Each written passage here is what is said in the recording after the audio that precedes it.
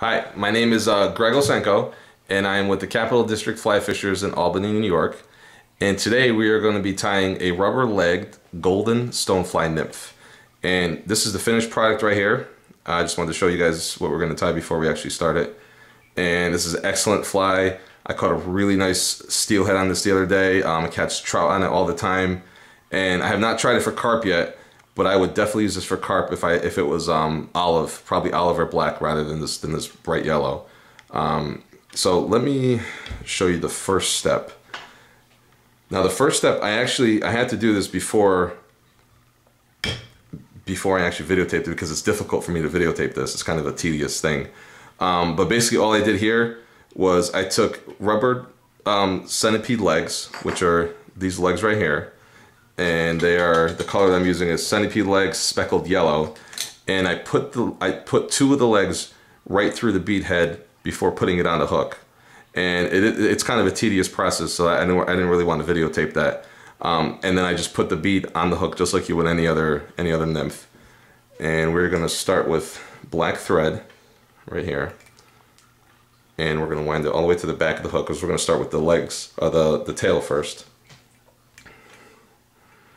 Okay. So when I use these centipede legs, I generally cut them off longer than I normally would because you can trim them at the end. So I cut off maybe about a 2-inch piece for the tail. And then what I do for the tail is one side at a time. So I'll put one of the legs on the far side away from me. Wrap it in kind of a loose wrap. You can do a loose wrap in the beginning, just to really get it on there kind of good. Okay, and same thing on the other side. Now this is the side closest to me. Start off with a loose wrap and then tighten it up. About 3-4 wraps. And then you can kind of manipulate it because you really want that cross right there in the back. And this excess right here is perfect to fatten up the body because you're gonna really want the body of it a little bit fatter than the hook. Oh, I didn't mention in the beginning, this is a size 12 hook, but it's 4X long. So I like the longer hooks for the stoneflies, especially the bigger ones. So we'll cut off that right there. And see, I kind of use the excess of the legs to fatten up the body because they're definitely not thin flies. All right, so we got that down. So this is sticking up just a little bit. I just want to go back just to the back of the hook point right here with the thread. Okay. All right, so those are the tail is going to be a lot shorter than that. We're just going to trim it down later on. The next thing we're going to tie in is ribbing, and what I have is a medium olive D-rib. I'll show you the package. This is the package right here. It's just hairline, just regular D-rib, medium olive. It's pretty. I like this one because it's pretty thin and you can stretch it pretty easily. So I'll tie that in right where my thread is right now, right at the back of the fly. I like to tie it in on the top. Okay, so once you got that down, okay, then I like to, so now you kind of have to figure out where your dubbing is going to go. The back dubbing is going to be golden olive. So I like to kind of make that thread go right in the middle between the tail and the back of the bead. I like to keep that thread right in the middle, and then just kind of wrap the thread here to make it more tapered, because the bugs are definitely tapered. The bugs aren't one dimension from the back all the way to the front. It's not the same dimension. They kind of get a little fatter towards the head. So you just want to taper that a bit. All right. So this is the dubbing that I'm going to use. This is, I don't know if you could see that. It's awesome Possum. You could use any kind of dubbing, and I'm going to use the golden stone color. So this stuff is good. I really don't use dubbing wax when I use this kind of stuff. I feel like it's really not necessary. So we're gonna dub this golden stone dubbing. And this is gonna be the back half of the fly. And I generally, usually when I do nymphs, I like to stick to the natural hair because I think it looks the best in the water. But for the thorax, I always like a shiny thorax, so I like to use ice dubbing for that. Ice dubbing or super bright dubbing. Alright, so let's see what we got there. So we're gonna just wrap this. And again, you want, a little bit thinner towards the back. And then you kind of want it to taper a little bit fatter towards the front. Alright, you see that? That looks pretty good right there. Alright, so keep your thread right at the end of the dubbing. And then we're going to take the D rib. I always like to go underneath and then away from me. That's just my personal preference. And I don't know why I always have to turn the fly this way when I do it. So I just kind of go like that. And you're going to want at least 3 ribs to show. Okay, and then you're going to tie that off here.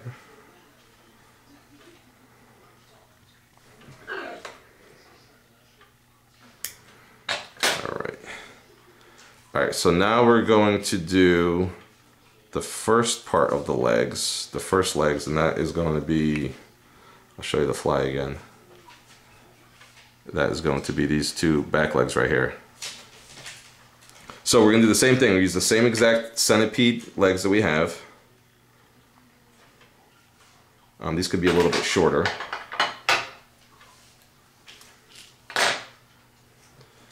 And same thing, I like to tie away from me first. So I'll keep the centipede leg away from me, tie it off on the opposite side.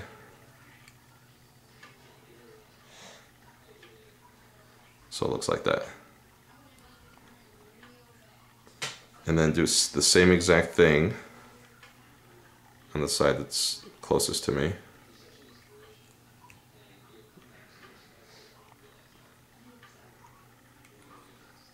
Okay. Alright. And then trim off these little butt ends. And this fly, it's really, I think I mentioned it before, it's just a combination of things that I've seen online and that I've used, and I just kind of put it together, so I really don't have a name for it. But I've seen people do this with the rubber legs before, and it looks really good in the water. Alright, so now what we're going to do is, before we start the thorax, we're going to put the other set of legs on, which are the front ones, which are these right here, the ones that are right near the antenna. And same exact thing, we're going to use the centipede legs, cut off a little piece, and you want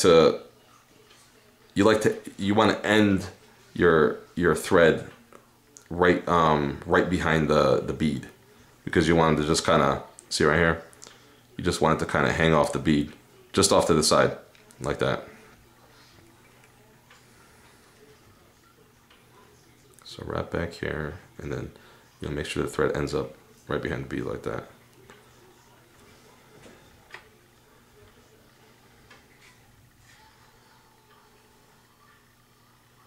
Alright, same exact thing, just on the other opposite side towards me. And then when you put the dubbing on for the thorax, it'll push them forward a little bit.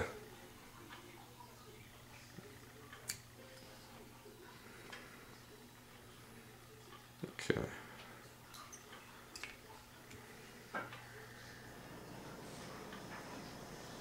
Alright, just like that. So they're sticking out a little bit, and when you put the dubbing on, they'll push forward. Alright, so we're going to do the thorax now. So we have all the legs. These are all the legs that are going to be on the fly right here. And you can move them around if they're not positioned the way that you like them. So here is the dubbing I'm used for the thorax. It's super bright. I'm not sure if you could see that. And it's super bright dubbing dark hairs there. And I like this because it has a really nice shine to it, and it's a really nice color. And I think it looks good in the water too. So we're gonna dub the thorax, and then we're gonna also have to make the wing casing too.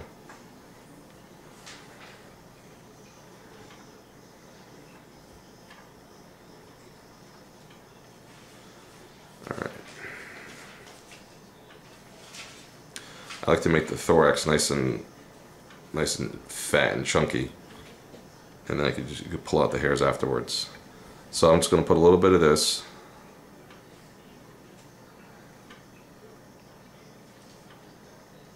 Okay. So that looks pretty good right there. And then we're going to do the wing casing. So for the wing casing, I am going to use thin skin. If you guys haven't used it, it's just basically, I don't even know, it's like a really soft plastic, and it has all different types of colors. The color we're using right here is golden stone. And I cut off a little piece of it already. I just cut off a strip like this, and I made it, as you can see, just a little bit wider than the bead right here. So this is the way that I like to make the wing case for the stoneflies. So you just take the thin skin and just place it right on top, and make it hang over the dubbed part just a little bit. Just a little bit. So it's extending past the super bright thorax and onto the golden stone awesome possum dubbing, just a tad.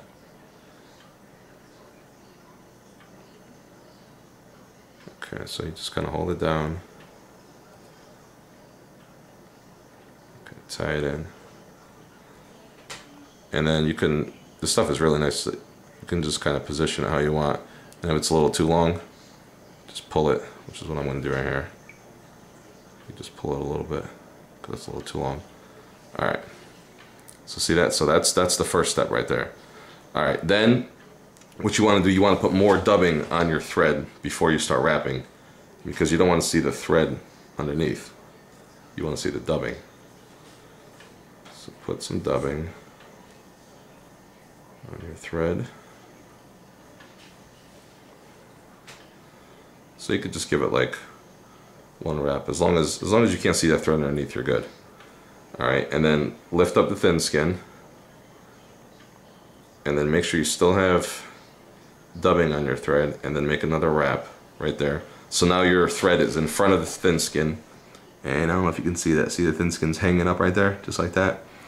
So the wing casing for the stoneflies is kind of it's kind of folded over. So this is what I like to do, is basically just take this, and you don't even need a bobkin or anything. You can just fold it down with your finger like that. I'm not sure if you can see that in the video. Basically all I did is take this and folded it down like that, just to give it like a little three-dimensional look. See that right there? And where it's folded down, just in front of that, just take 2 wraps of thread. 1, 2. Alright, and if you don't, again, you could pull it forward a little bit. So now you can see that that part right there is above the other part that I tied in. Okay, and we're going to do more dubbing again on the thread. You have to put more dubbing because you want to see the thread from underneath. Alright, I like to take 2, so 1, 2 wraps. Alright, so there's no thread underneath. And then we're going to do this step one more time. So pull the thin skin back, bring the thread in front of the thin skin, take it, and you could just fold it. You could just fold it down with your thumb like that. Fold it down with your thumb, 2 wraps of thread, and then kind of pull down a little bit.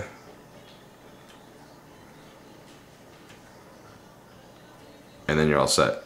So to really tie this off, I kind of fold it back like this. And then take your scissors and just cut. Yeah, you can just cut that right off, just like that. Perfect. And then to tie it off, I'm just take one more wrap of dubbing, just to kind of cover everything up. One more wrap of dubbing right here. All right. And to tie it off, I like to just do just a little half hitch. You can just do it right behind the bead head, just like that, and you won't even see it.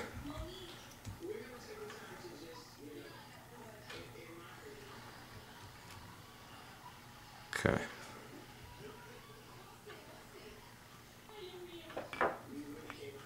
And that's it. All right, the last step is to trim the legs. So that you're really gonna have to kind of figure that out on your own, how long you want them. I kind of just eyeball. I start with the little antenna right here, and then I take the two front legs and cut them together so they're the same length. So bring your fingers like that, cut them like that, and that's a little long. I'll probably trim those down a little bit. And then for the tail, same thing. I like to pull the tail and then cut. And then the back legs, you're gonna go like this, like that. And then that's pretty good. I'm gonna trim the front legs just a little bit more. I don't like them; they're a little bit too long. Okay. And I think that looks pretty good right there. So, you know, this fly doesn't have an official name, but it catches fish. It's more of an attractor pattern. Definitely will catch steelhead and trout. I'm going to try it for carp this year. And it's a great fly. All right, thanks for watching. Bye.